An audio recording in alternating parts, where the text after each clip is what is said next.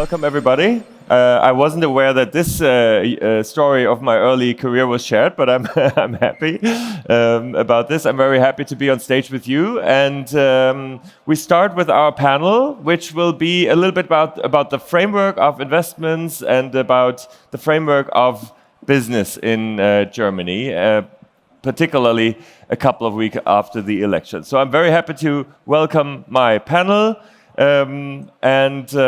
We'll welcome on stage now Fridtjof Detzner from Planet A Ventures. Welcome, Fridtjof. And Brigitte Mohn, member of the executive board of Management Stiftung, Nazanin Daneshwar of Angel Investors, and Joachim Brenk of Porcel. Welcome, everybody. Thank you. Please take your seat.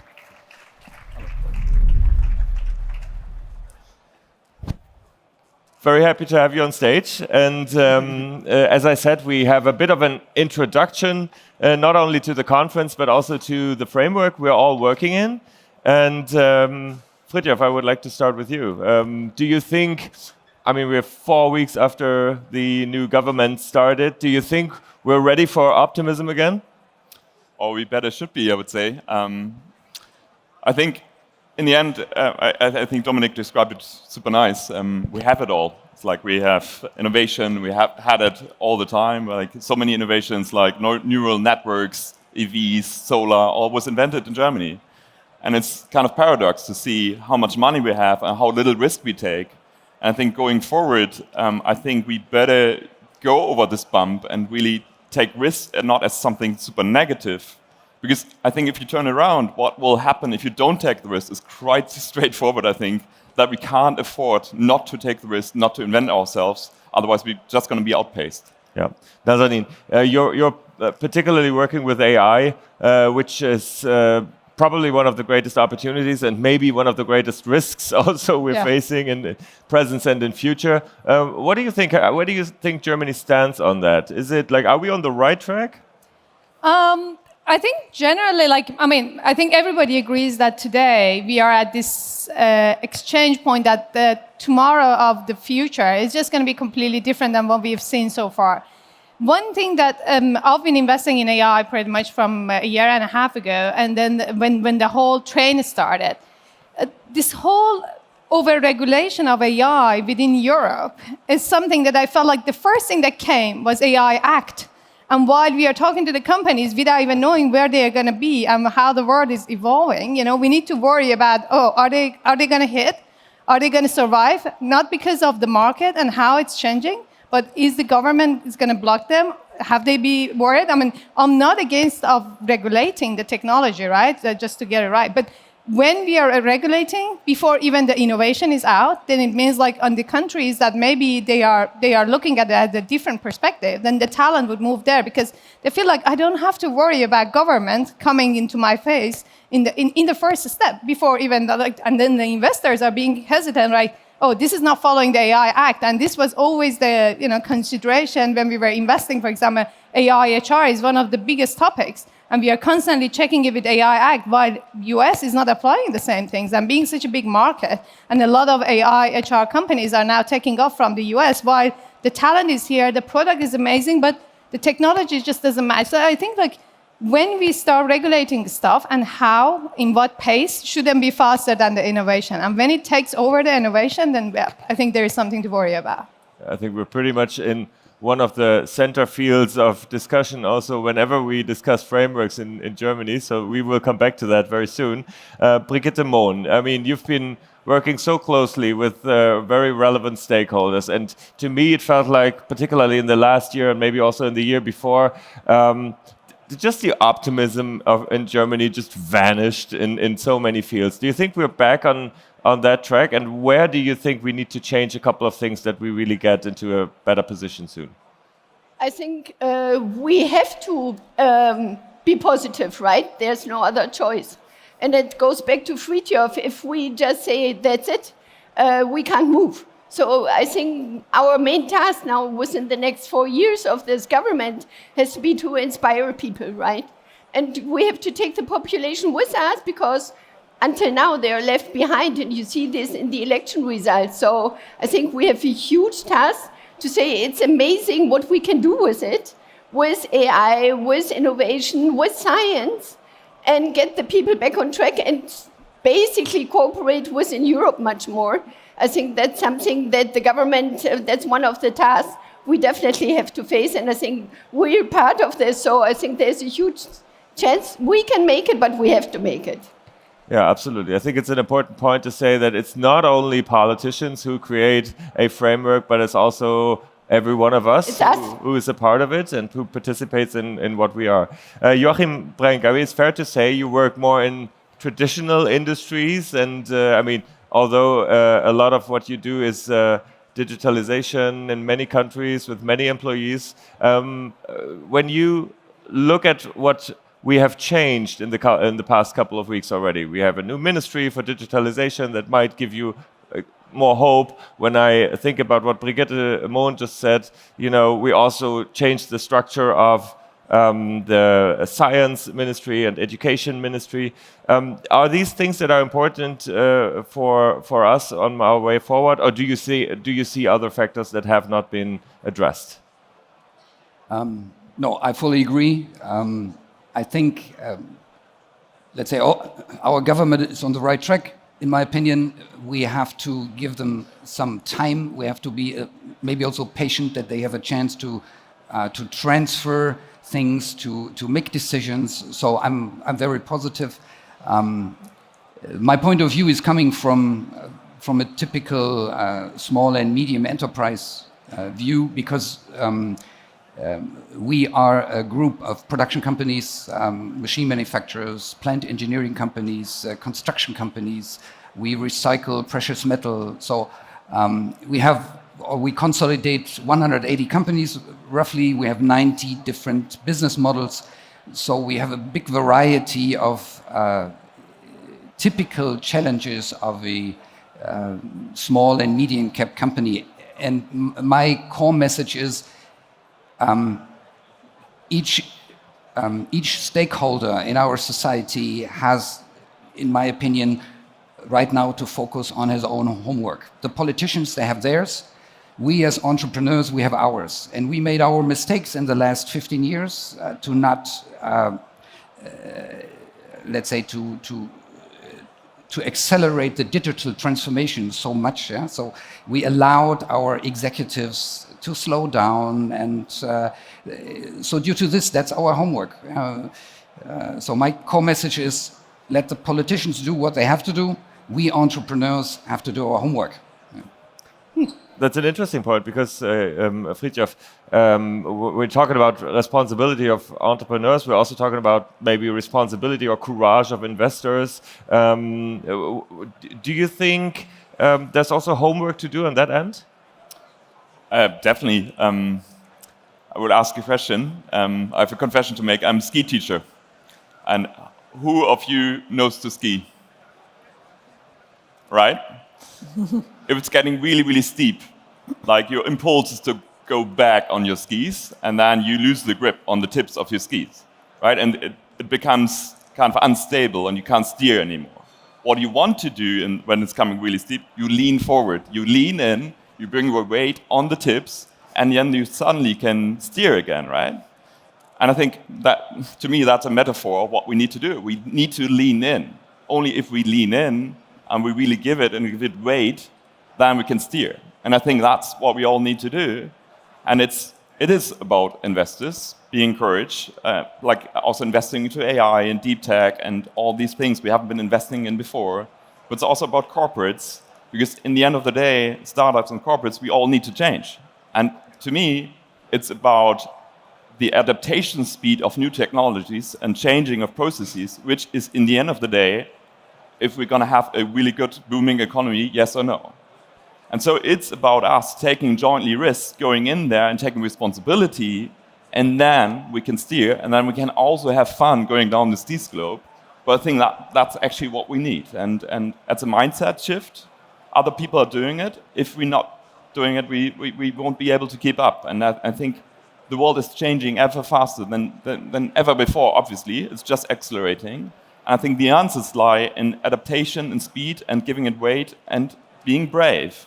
I know it sounds absurd, but I think it's relatively easy. If we manage to overcome this hurdle, then we will be in a better place. And I think that we have seen the numbers, Dominic. I have pictures in my head right now where we stand on the skis in our current position. If we're like lean too much backward or just sliding sideways down the hill or something like this, this is probably where we are. Yeah, we like really.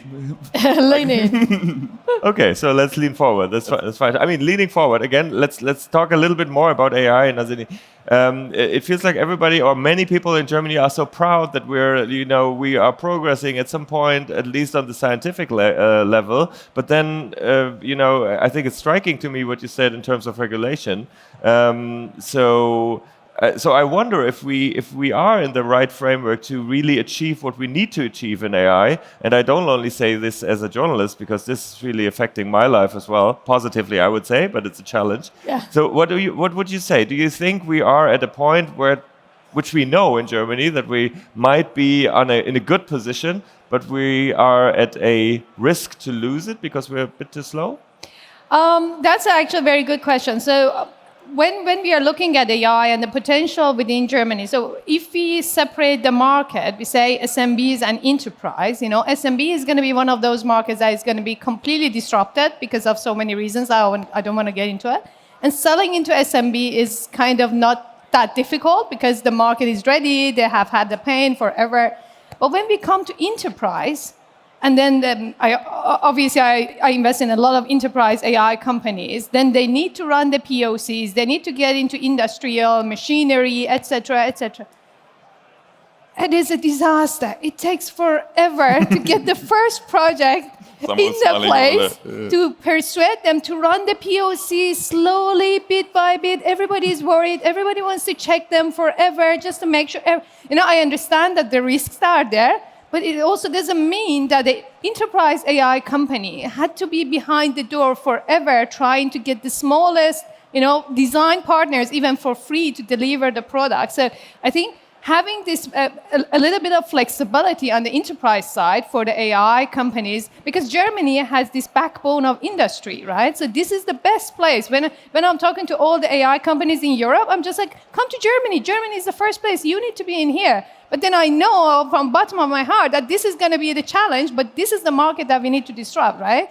So this is a little bit of challenge that we need to have. That we were talking about Joachim behind in the back, saying that we need to change the mental model of the companies and the risk awareness of the whole industry to be able to actually implement it. I mean, the technology is there, the talent is there. We are ready. The innovation is pushing. Just open the door, let them come in, and then you will see the magic that is coming. Is the talent there, or do we need more talent? Is the question, and I would like to almost forward it to Brigitte. I mean, that's also a question of education, of what we can offer in our schools already, but also universities. Are we where we need to be in terms of education? It's almost to both of you the question, but let's start with Brigitte. Yeah. I think the numbers are basically pretty challenging, I would say, because we're in the OECD ranking on the lowest 30% in the OECD states in terms of education. So we went down from 50 to 30 and going downwards. So I think, especially on AI or anything in terms of digitalization, we are far off. And I think that's a task the government has to address, because if you don't have the pipeline for the next generations to come, right, the labor market will have a problem. We have it anyway, because the numbers of young people in a changing demographic country is even more difficult. And the topic of migration of families coming with young children, not knowing the language, have promised to integrate, and then they have to add on AI and everything on the capacity building. I think the educational system has to move, and I believe that the companies have to basically demand a change of that, because we have to give a sign that this has to be addressed from the government, and the companies have to say, what do they need when their young people come into the labor markets? It's the same at universities. The entrepreneurship and economic knowledge is not taught. How do you want to know it then when you're ready at going after school? I think we have something to do there. Absolutely. And then at the same time, we have, in some areas, we have a gift that's called Donald Trump in a way. Yeah, Because he opens new doors while closing others. Yeah. But when we look at the educational sector, I mean, locking out students and talent from all over the world because they can't go to Harvard University anymore, that's an option, right, for Yeah. us in Europe? I mean, that is actually one of the best things that Donald Trump could have done to Europe. I think this is the greatest opportunity that we have at this very moment. When he cuts off all the foreign students from all these great universities in the world, then and expects the ones that are there to actually move out. So, okay, Europe is the best place, has the platform, has the money, has the everything that we could attract. That is one side. Today, this morning, I checked the news. Donald Trump blanked 10 or 15 countries from route not to enter America anymore. So again, those countries, including my country, has a lot of talent. I'm Iranian, So these people can come and place in Europe. That's one side. The other side that I'm a little bit critic towards the politics there, the people that are coming as migrant and talented migrants that are here to contribute, the immigration laws around these people don't let them to feel home in Germany still. I feel like it is not complete. I understand that there is a lot of challenges from, asylum seekers, etc., etc. But I talk, a lot of my C-level executives are now living in Germany, but they cannot bring their family. And they are thinking about moving to Canada, to America. I mean, now it's going to be difficult, but somewhere else that they can feel home because they want to be able to visit their parents. This is the basics of an executive, like working at Zalando now. And he's just like, I cannot bring my mom. And it feels like part of the law of immigration brings the talent, but hasn't thought about how to make them, land and sink in here for long term. So which there, I know that there are changes, but it's again it's a bit slow and incomplete in terms of that. But I think this window of opportunity to attracting all these scientists, all these amazing developers or people that are doing. I mean, looking at Paris has become the hub of AI today for Europe. Yeah. They have done this amazing work with the station, with all the initiatives around that. Unfortunately, I feel like in the last 2 or 3 years we have lost that train. But now with the new government, that's also my hope that with all these changes, really focus how to bring that hub back to Berlin, Munich, wherever in Germany, basically to become the place. Joachim, I'd like to learn from your experience in some traditional sectors as well. I mean, do you feel like demand for talent is a big issue? Do you find the people you need? In principle, yes. I would, of course, agree if we would be able to attract more people from outside, that we finally can be better. And I think we have to work on it, that we are becoming more attractive, that we are more open-minded for diversified teams and all that. But so far, when I consider what we have to do right now in a first step to push forward the digital transformation of all our different processes in our traditional value-added processes, then we can do it by ourselves. It is a matter of our mindset. We are very much focused on competence, on long year experiences. And of course, once you climbed up your career and you are now head of something, then you want to protect the position. And when then there's a technology coming up and questioning the process in general, and maybe also your experience, because there is an AI tool which might be very powerful and helpful, then of course there's a big resistance against. Due to this, I think the big challenge we have in a first step is this mindset to create that we are technology open.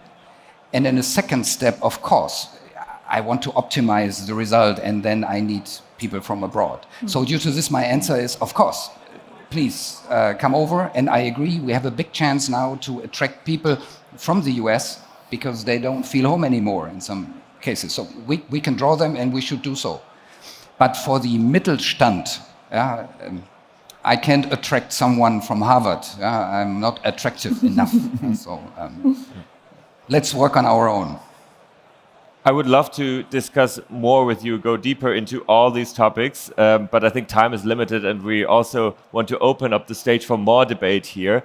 I think what we learned is that, yes, we do have challenges in, yes, very particular fields, education, talent, employees, and particularly maybe in the field of optimism and the will to really achieve things. But I think it's fair to say that we are on a better track than probably a couple of months before, and I think this is something we can build something upon, right? Thank you so much, Absolutely. panelists, for being here, spending the morning. Thank you for listening, and I'm happy to proceed with with the next panel, and thank you so much for listening for now.